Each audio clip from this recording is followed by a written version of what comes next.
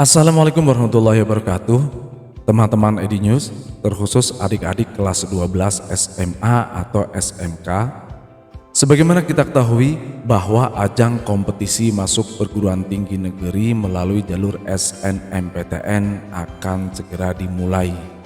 Tepatnya pada tanggal 4 Januari 2022. Di mana pada tanggal tersebut akan ditetapkan siswa eligible atau siswa yang memenuhi syarat mengikuti SNMPTN tahun 2022. Ya, Edi News menyebutnya ajang kompetisi karena dalam SNMPTN ada persaingan ketat.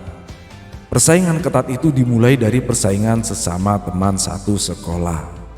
Sebab penentuan eligible atau tidak eligible ditentukan oleh sekolah atas dasar prestasi atau nilai dari semester 1 sampai dengan semester 5 serta nilai atau prestasi non-akademik lainnya. Dari sinilah timbul pertanyaan, di antaranya, mungkinkah siswa dengan nilai rata-rata rendah bisa eligible? Jawabannya sangat mungkin. Begitupun sebaliknya, mungkinkah siswa dengan nilai rata-rata tinggi bisa tidak eligible? Jawabannya sangat mungkin. Jawaban-jawaban inilah sekaligus jawaban atas pertanyaan dari siswa yang berbeda sekolah tahun lalu. Alkisah ada dua siswa satu kampung tapi berbeda sekolah. Sebut saja kedua siswa tersebut namanya Inu dan Ani. Keduanya berasal dari jurusan yang sama, yaitu IPA.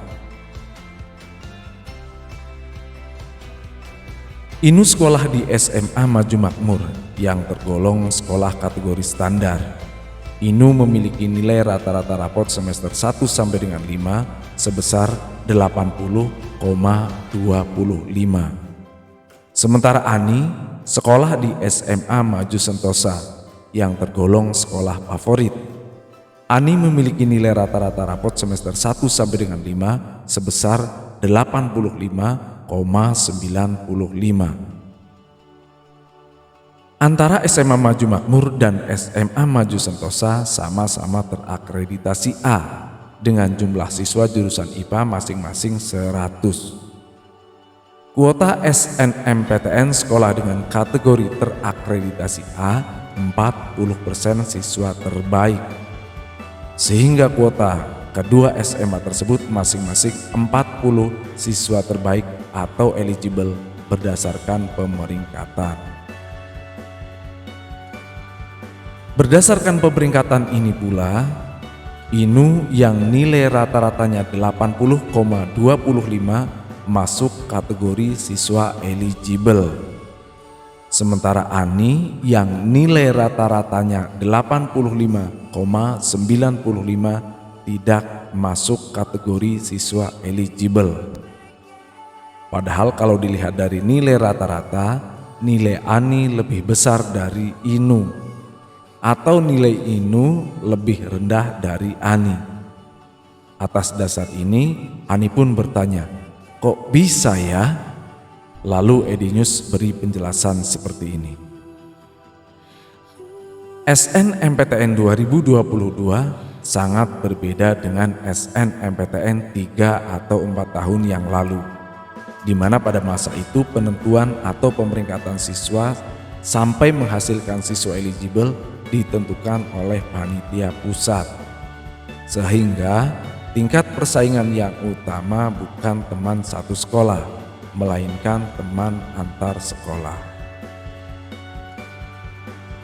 Terkait dengan siswa atas nama Inu dengan nilai rata-rata rendah bisa eligible dan sebaliknya siswa atas nama Ani dengan nilai rata-rata tinggi tidak eligible, begini simulasinya.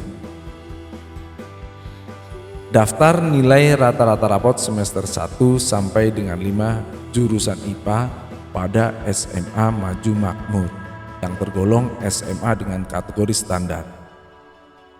Setelah dilakukan pemeringkatan oleh sekolah, nilai rata-rata tertinggi 90,00 dan nilai terendah di peringkat 40 yaitu Inu 80,25. sehingga Inu termasuk siswa eligible.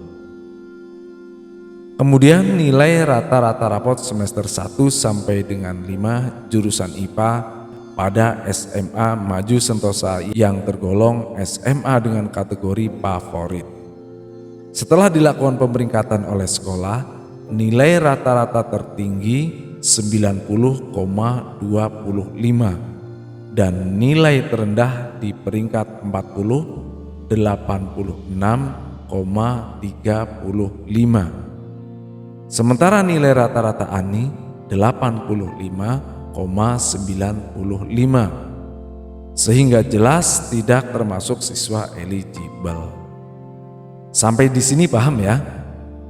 Nah, oleh karena pemeringkatan siswa eligible ditentukan oleh sekolah, agar lolos SNMPTN tentunya harus bisa berstrategi memilih perguruan tinggi negeri dan jurusannya.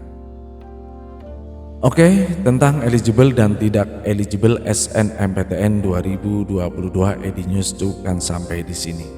Apabila ada pertanyaan, silahkan tulis di kolom komentar. Tentang strategi memilih PTN dan jurusan bisa kita bahas di lain waktu. EdiNews akhiri, salam sehat, salam semangat, dan wassalamualaikum warahmatullahi wabarakatuh.